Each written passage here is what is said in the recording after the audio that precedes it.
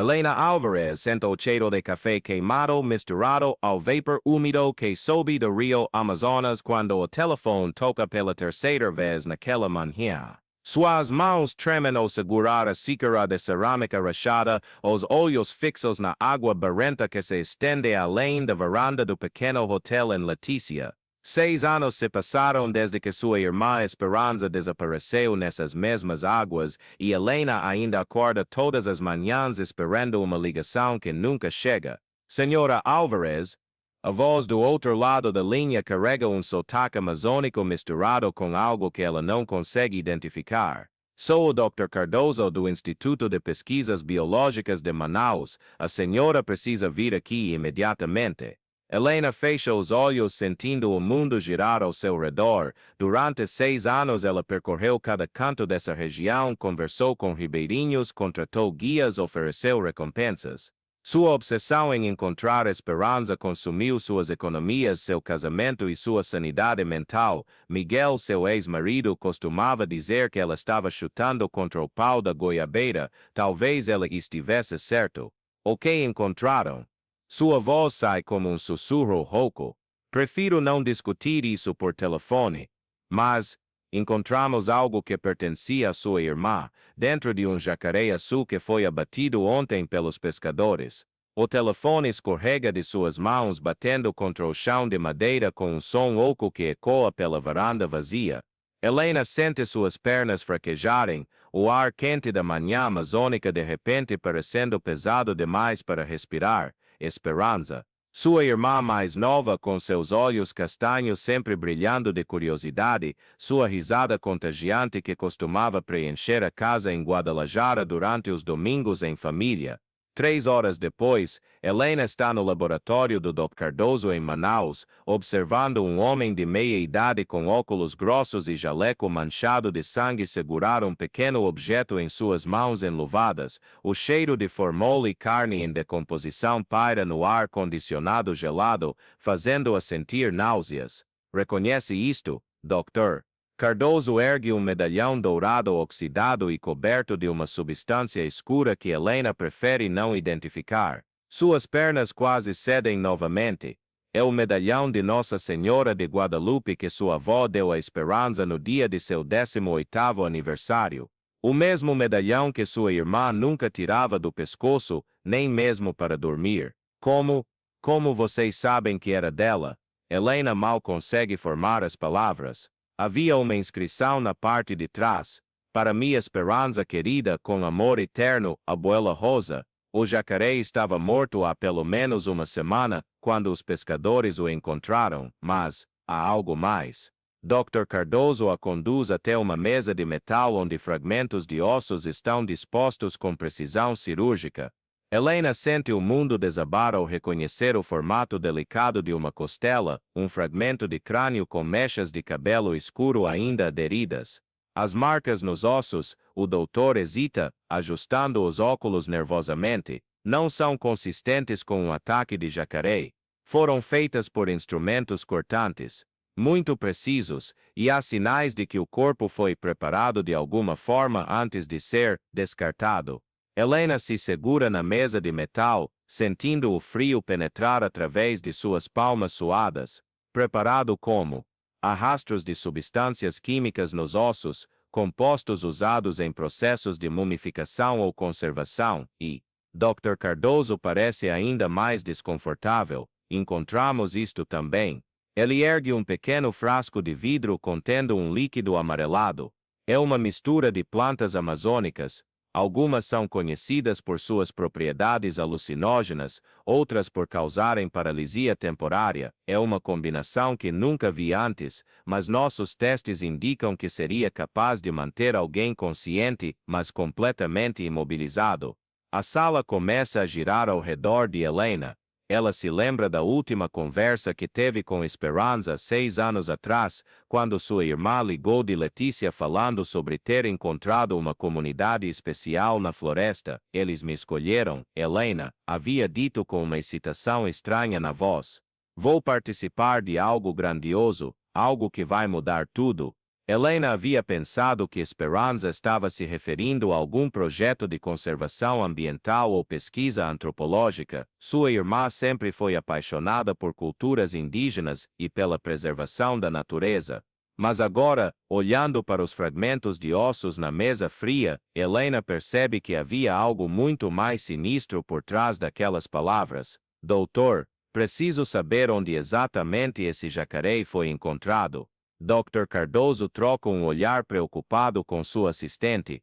Senhora, talvez seja melhor deixar isso com as autoridades. Eu não vou deixar isso com ninguém. A voz de Helena ecoa pelo laboratório estéril. Passei 6 anos procurando minha irmã, 6 anos. E agora que finalmente tenho uma pista real, vocês querem que eu apenas vá para casa e espere? O silêncio pesado é quebrado apenas pelo zumbido do ar-condicionado. Dr. Cardoso suspira profundamente, removendo os óculos para limpá-los nervosamente. O jacaré foi encontrado perto da confluência do rio Solimões com um afluente menor, cerca de 200 quilômetros rio acima. Há uma comunidade isolada naquela região. Eles se chamam de os Guardiões da Serpente Sagrada. Não mantêm contato com o mundo exterior e são extremamente hostis a visitantes. Helena sente um arrepio percorrer sua espinha. Você já ouviu falar deles antes? Apenas rumores. Dizem que praticam rituais antigos, misturam tradições indígenas com outras influências. Há relatos de desaparecimentos ao longo dos anos, mas nunca nada comprovado. As autoridades locais preferem não se envolver. Naquela noite, Helena não conseguiu dormir. Ficou na varanda do hotel, observando as luzes distantes dos barcos pesqueiros se moverem lentamente pelo rio como vaga-lumes perdidos na escuridão. O ar estava carregado com o cheiro de peixe e vegetação em decomposição, e ocasionalmente ela ouvia o rugido distante de algum animal não identificado nas profundezas da floresta. Às 5 da manhã, ela está no mercado de Manaus, negociando com um barqueiro chamado Tomás, um homem de pele curtida pelo sol e olhos desconfiados que inicialmente se recusou a levá-la até a região que Dr. Cardoso havia mencionado. Tomás, senhora, essa gente não juega limpio. E há perdidos amigos que se meteram aí, simplesmente, desapareceram, dijo Tomás, mientras revisaba el motor de su lancha de madeira, pintada de um azul desgastado. Helena, le pago el doble de lo que cobra normalmente. Tomás dejó de trabajar y la miró a los ojos. Tomás, no es cuestión de dinero, señora, es cuestión de supervivencia. Helena, mi hermana está muerta por culpa de esa gente. Necesito saber qué le pasó. Algo en la voz de Helena debió conmover al hombre, porque bajó la cabeza y murmuró algo en portugués que ella no entendió. Luego asintió lentamente. Tomás, vamos solo hasta donde el río lo permita, no piso esa tierra, y si algo sale mal, regreso solo, entendido. La travesía río arriba duró 8 horas. Helena se sentó en la proa de la lancha, observando la selva pasar como una muralla verde impenetrable a ambos lados. De vez en cuando, veía los ojos brillantes de un caimán en la superficie del agua o escuchaba el agudo chillido de algún mono en las copas de los árboles. Pero a medida que avanzaban, incluso esos sonidos se volvieron más raros, como si la propia naturaleza evitara esa región. Alrededor de las 3 de la tarde, Tomás redujo la velocidad del motor y señaló una pequeña ensenada a la derecha. Tomás, aquí termina mi parte del trato, señora. Helena miró la orilla cubierta de vegetación. No había señales visibles de asentamiento humano, solo la selva densa y silenciosa, pero entonces notó algo, un sendero casi imperceptible que cortaba la vegetación, marcado por pequeños tótems de madera tallados con símbolos que no reconoció. Helena, ¿cómo regreso? Tomás, si regresa estará aquí mañana al mediodía. Si no, Tomás no terminó la frase.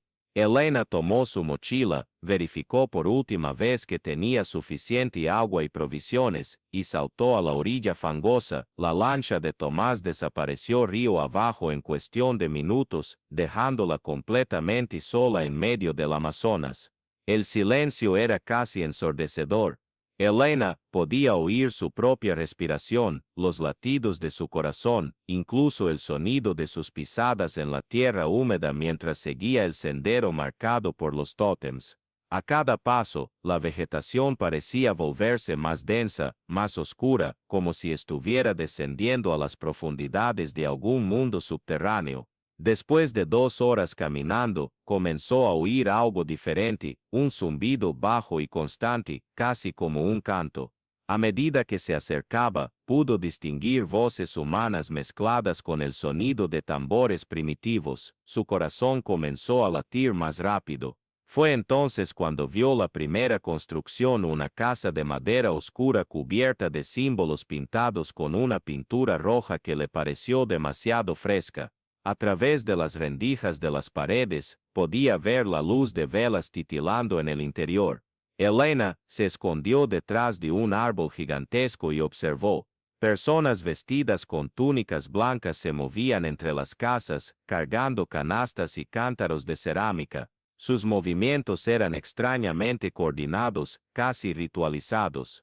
En el centro de la pequeña aldea, pudo ver una construcción mayor, hecha de piedra, de donde emanaba la mayor parte del sonido de los cánticos. Fue entonces cuando la vio. Una mujer con túnica blanca pasó muy cerca de su escondite, y Elena tuvo que cubrirse la boca para ahogar un grito. Incluso con el pelo más largo y la piel bronceada por el sol amazónico, ella reconocería ese rostro en cualquier lugar.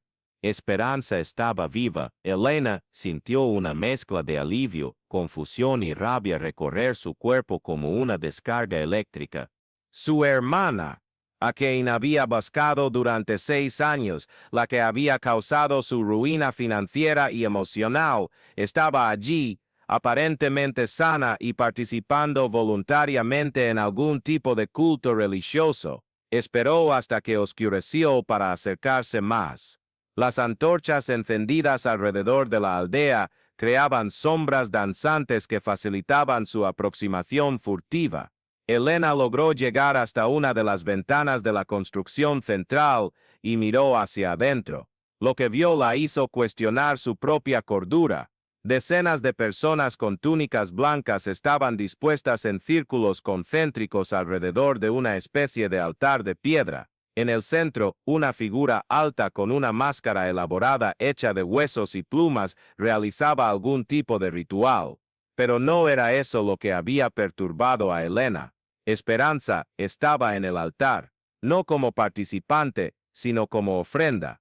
Estaba inmóvil, con los ojos abiertos pero completamente vacía de expresión, mientras el hombre enmascarado vertía líquidos coloridos sobre su cuerpo y murmuraba conjuros en una lengua que Elena no reconocía. Elena se dio cuenta de que su hermana estaba bajo los efectos de alguna droga, probablemente la misma sustancia que el doctor Cardoso había encontrado en los huesos dentro del caimán.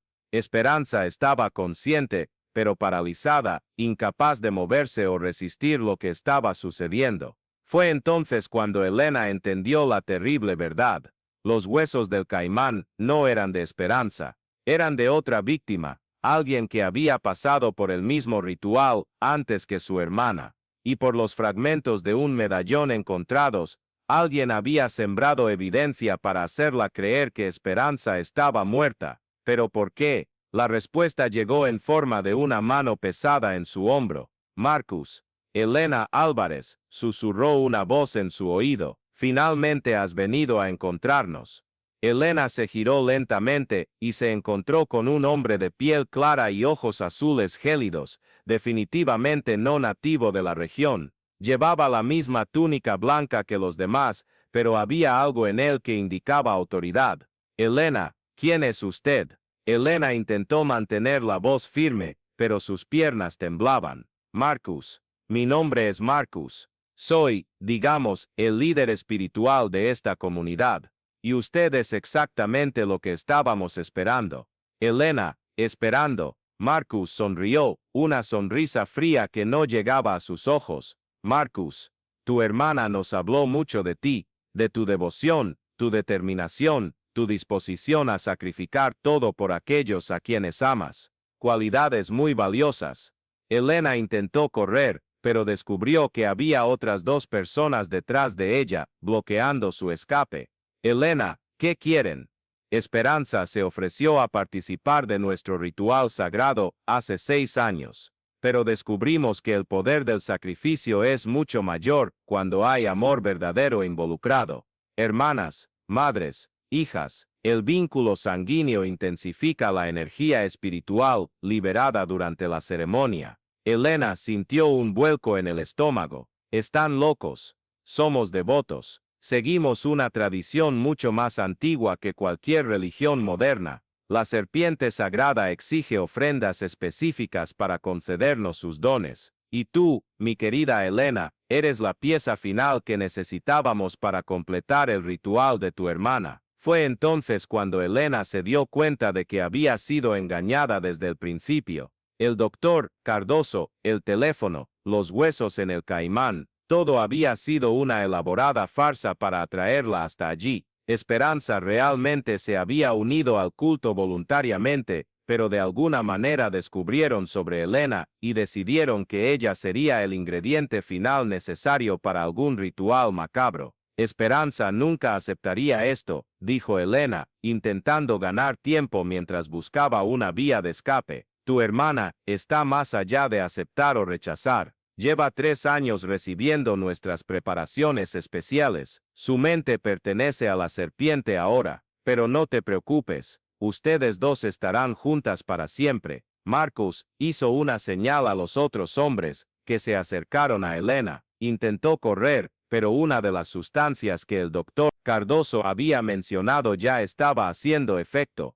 Alguien había puesto algo en su agua durante el viaje en lancha. Sus piernas ya no obedecían las órdenes de su cerebro. A medida que la conciencia de Elena comenzaba a desvanecerse, escuchó a Marcos susurrar: el doctor Cardoso también envía sus despedidas. Ha sido muy útil atrayendo personas apropiadas para nuestra comunidad. Elena despertó atada al mismo altar donde había visto a Esperanza. Su hermana estaba a su lado, aún con esa expresión vacía en los ojos, pero Elena pudo ver una lágrima solitaria rodando por su mejilla. En algún lugar, muy profundo, Esperanza aún estaba consciente y sufriendo. La ceremonia había comenzado. Marcus, ahora usando una máscara aún más elaborada, alzaba una daga ceremonial, mientras decenas de voces cantaban al unísono a su alrededor. Elena intentó moverse, gritar, cualquier cosa, pero las drogas mantenían su cuerpo completamente paralizado. Fue entonces cuando escuchó un sonido que no debería estar allí, el rugido de motores de lanchas. Marcos se detuvo en medio de su encantamiento, girando la cabeza en dirección al río. El cántico cesó abruptamente, reemplazado por gritos de confusión y pánico. Luces fuertes comenzaron a iluminar la aldea, y Elena pudo escuchar voces gritando órdenes en portugués. Policía Federal,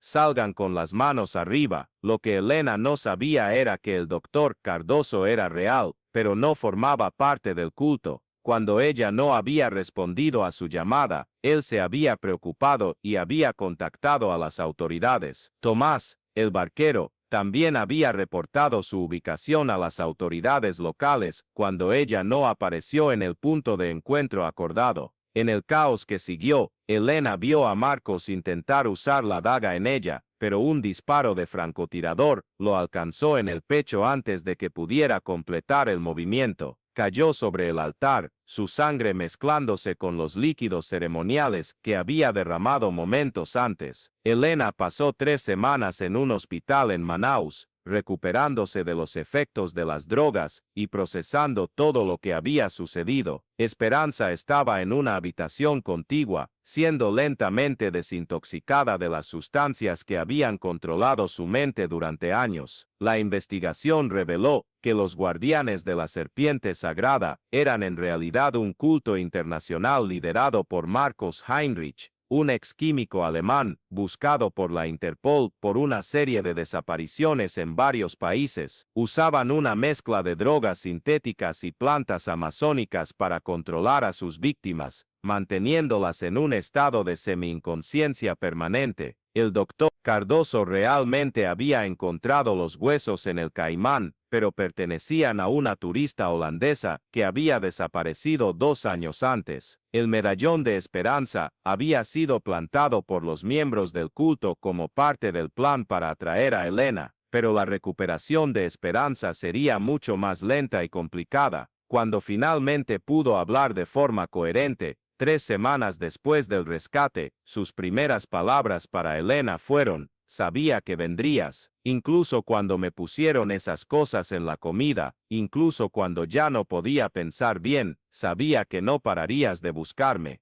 Elena tomó la mano de su hermana, sintiendo la textura áspera de la piel quemada por el sol amazónico. ¿Por qué fuiste con ellos, Esperanza? ¿Por qué no me contaste lo que realmente estaba pasando? Esperanza cerró los ojos, lágrimas corriendo por sus mejillas. Al principio, pensé que eran diferentes. Marcos hablaba de preservar tradiciones antiguas, de conectarse con la naturaleza de una forma más profunda. Parecía tan convincente, y estaba pasando por ese momento difícil después del divorcio, pero debiste darte cuenta de que algo andaba mal. Cuando me di cuenta, ya era demasiado tarde. Empezaron a poner cosas en mi comida, en mi agua. Me sentía confundida, olvidaba cosas, y poco a poco, dejé de poder pensar en salir de allí. Era como si mi cerebro ya no pudiera formar el pensamiento de escapar. Elena sintió una mezcla de ira y compasión. Parte de ella quería gritarle a Esperanza por haber sido tan ingenua, por haber causado años de agonía a toda la familia, pero mirando a su hermana, viendo la fragilidad en sus ojos, entendió que Esperanza había sido tanto víctima como cualquier otra persona que Marcos había capturado. Los médicos dicen que te recuperarás completamente, dijo Elena, apretando la mano de su hermana. Tomará tiempo, pero estarás bien. ¿Y tú, cómo estás lidiando con todo esto? Elena pensó en la pregunta por un largo rato. Durante 6 años, su vida había girado completamente en torno a encontrar a Esperanza. Había perdido su matrimonio, su carrera, su estabilidad financiera. Se había obsesionado, permitiendo que la búsqueda consumiera todo lo que era. Pero ahora, sentada en esa habitación de hospital estéril, sosteniendo la mano de su hermana y escuchando los sonidos de la vida normal afuera, coches pasando, gente conversando, niños jugando, Elena se dio cuenta de que necesitaba aprender a vivir de nuevo. No lo sé, respondió honestamente. Durante tanto tiempo, mi única razón para existir era encontrarte. Ahora que te encontré, necesito descubrir quién soy sin esta obsesión. Fue Esperanza quien sugirió que volvieran a casa juntas, a Guadalajara, donde podrían apoyarse mutuamente durante la recuperación. Elena dudó inicialmente. Su vida en México se había derrumbado años atrás, y no sabía si tendría el valor de enfrentarse a la gente que había dejado atrás en su búsqueda desesperada. Pero conforme pasaron los días en el hospital, observando a Esperanza luchar por recuperar fragmentos de su personalidad original, Elena se dio cuenta de que su hermana la necesitaba tanto como ella había necesitado a Esperanza durante todos esos años de búsqueda. Volvieron a Guadalajara una mañana lluviosa de diciembre, 6 meses después del rescate. La casa de su infancia seguía allí, cuidada por primos lejanos que nunca perdieron la esperanza de que las hermanas Álvarez volverían algún día. Elena encontró trabajo como traductora, usando las habilidades lingüísticas que había desarrollado durante sus viajes por Sudamérica. Esperanza comenzó terapia intensiva para lidiar con el trauma y los efectos a largo plazo de las drogas que había consumido durante años. Algunas noches, Elena aún se despertaba en pánico, pensando que todo había sido un sueño y que Esperanza aún estaba perdida en algún lugar de la selva amazónica. Otras veces, era Esperanza quien se despertaba gritando, reviviendo fragmentos distorsionados de recuerdos de los rituales que había presenciado o en los que había participado involuntariamente. Pero poco a poco, aprendieron a construir una nueva normalidad juntas. Elena nunca habló públicamente sobre su experiencia en la Amazonía, pero ocasionalmente recibía llamadas de otras familias que habían perdido seres queridos en circunstancias similares. Siempre ofrecía apoyo y recursos, pero nunca prometía milagros. Había aprendido que no todas las historias tienen finales felices y no todas las personas perdidas pueden ser encontradas. Una tarde cálida de junio, un año después del rescate, Elena estaba sentada en el jardín de su casa en Guadalajara, observando a Esperanza plantar flores en un arriate que había preparado especialmente para especies nativas de México. Su hermana aún hablaba despacio a veces, y aún había momentos en que parecía perdida en pensamientos lejanos, pero ella estaba allí, viva, real. Elena, Esperanza levantó la vista del arriate, tierra oscura en sus manos. ¿Alguna vez te preguntas qué hubiera pasado si no hubieras seguido buscándome? Elena consideró la pregunta cuidadosamente. Durante su terapia, había explorado esa posibilidad muchas veces. Si hubiera desistido después de 2 o 3 años, si hubiera aceptado que Esperanza estaba muerta e intentado seguir adelante con su vida, a veces admitió.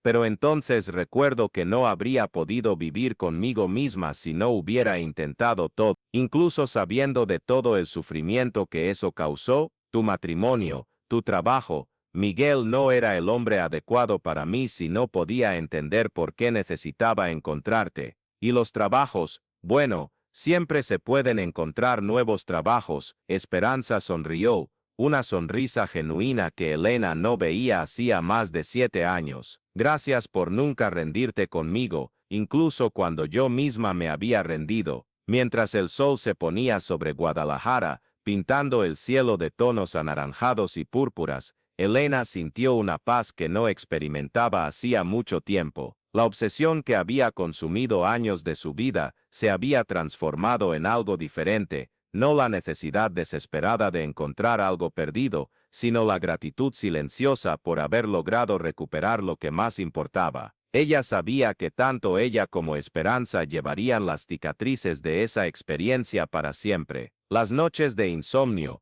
los flashbacks, la desconfianza hacia los extraños, la necesidad constante de saber dónde estaba la otra, pero habían sobrevivido a lo peor que la vida les había arrojado, y eso significaba que podían sobrevivir a cualquier cosa. Esa noche, mientras Elena se preparaba para dormir, encontró una carta que Esperanza había dejado en su mesita de noche, con letra temblorosa pero decidida. Su hermana había escrito: Elena, no existen palabras suficientes para agradecer lo que has hecho por mí, pero quiero que sepas que durante todos esos años en la selva, incluso cuando mi mente no estaba clara, había una parte de mí que nunca dudó de que vendrías. Tu amor fue el ancla que me mantuvo conectada al mundo real, incluso cuando ya no podía recordar quién era. Ahora es mi turno de ayudarte a encontrar quién eres sin esta búsqueda que ha definido tu vida durante tanto tiempo. Vamos a descubrirlo juntas. Elena dobló la carta cuidadosamente